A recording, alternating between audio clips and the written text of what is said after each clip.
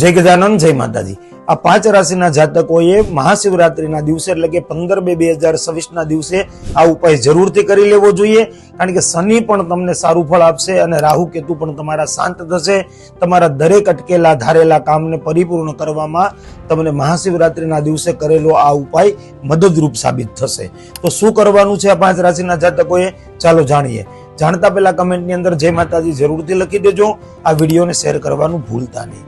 આ 5 રાશિના જાતકોએ તમારે મગ, ચણાની દાળ, મેચૂરની દાળ અને અડદ અને ચોખા, આખા દાણા લેવાના છે, કણકી ચોખા નહીં, આખા ચોખાના દાણા એક મુઠ્ઠી તમારે એક પાત્રની અંદર 5 વસ્તુ ભેગી કરવાની છે અને ઓમ નમઃ શિવાય, ઓમ નમઃ શિવાય 108 વખત બોલીને આ 5 ધાન ભેગા કરીને તમારે મહાદેવના શિવલિંગ ઉપર આ વસ્તુ ચડાવવાની છે। કઈ 5 રાશિ છે જેને આ પ્રયોગ કરવાનો છે?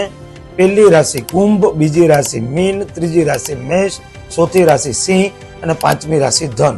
તો આ 5 રાશિના જાતકોએ જો મહાશિવરાત્રીના દિવસે આ પ્રયોગ કરી લીધો તો મહાદેવની કૃપાથી આવનારો સમય એનો હશે, એના ધંધા રોજગારની અંદર એને ભગવાન મહાદેવની પરમ કૃપા પ્રાપ્ત થશે અને સફળતા એની રાહ જોઈને ઊભી રહેશે।